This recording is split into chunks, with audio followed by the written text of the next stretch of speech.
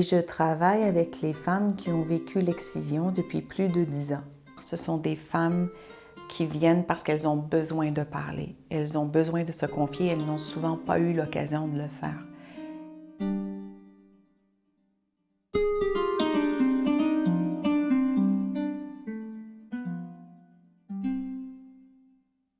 L'impact de l'excision se vit au quotidien, en général, surtout les femmes qui ont des problèmes de santé physique. Et les problèmes de santé physique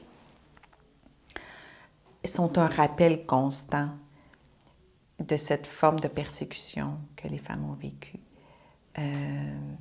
Les grossesses aussi, les accouchements sont souvent des déclencheurs ou des rappels des conséquences. Il y a des femmes, dans certains cas aussi,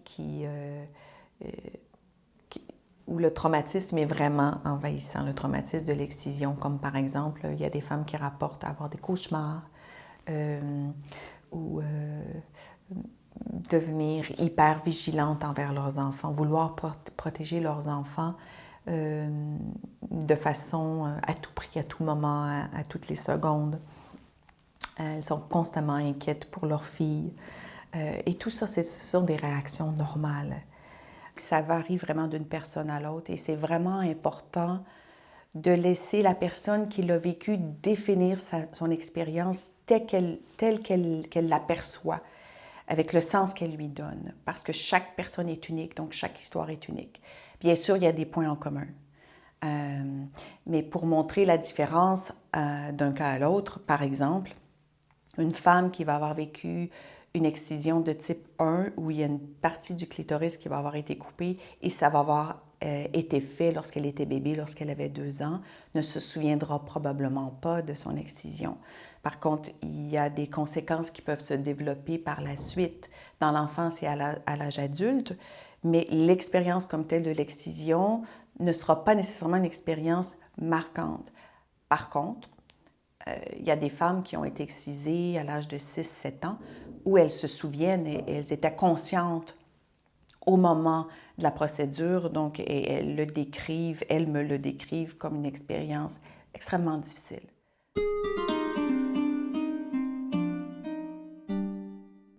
Les femmes qui viennent nous voir sont extrêmement fortes parce qu'elles apprennent à composer avec les problèmes de santé physique quand il y a des complications au niveau de la santé causées par l'excision.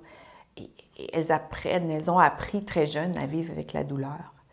Mais ça ne veut pas dire que c'est facile. Et surtout quand elles réalisent que l'excision n'était pas nécessaire, en fait, dans un contexte du pays d'accueil. Souvent, il y a des émotions de colère et même de rage qui remontent à la surface. Et avec raison. Donc, en thérapie, on offre un espace justement pour que la personne puisse exprimer des émotions de colère qui sont très tabous.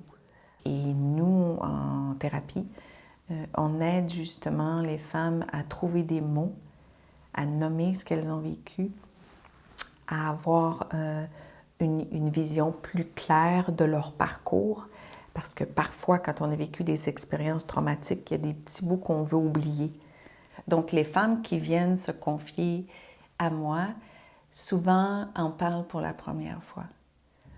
Ou pour la première fois, elles se retrouvent dans un lieu sécuritaire où elles peuvent en parler sans être jugées. Et je pense que c'est ça d'abord et avant tout qui fait du bien.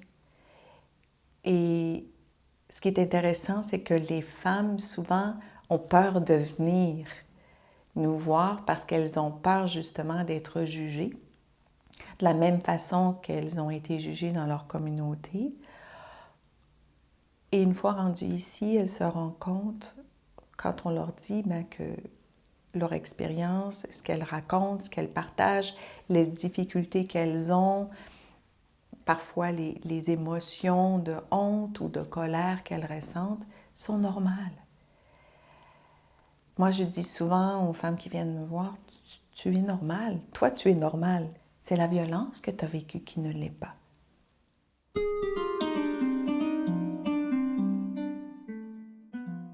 C'est C'est important de savoir que ce ne sont pas tous les médecins, tous les infirmières, tous les travailleurs sociaux, tous les psychologues qui sont familiers avec l'excision.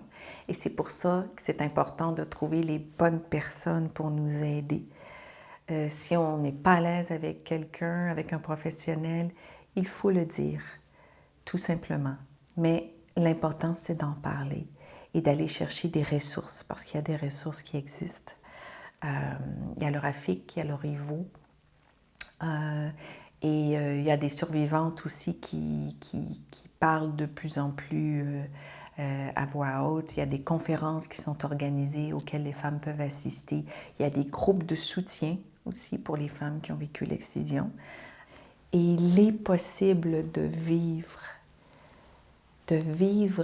après l'excision, de vivre bien, de vivre mieux, même après le déracinement, même après la migration, de se reconstruire une identité positive, de retrouver, de se reconnecter avec soi, avec sa capacité d'agir, avec sa capacité de trouver des solutions et de prendre les bonnes décisions pour soi et pour sa famille, pour ses enfants.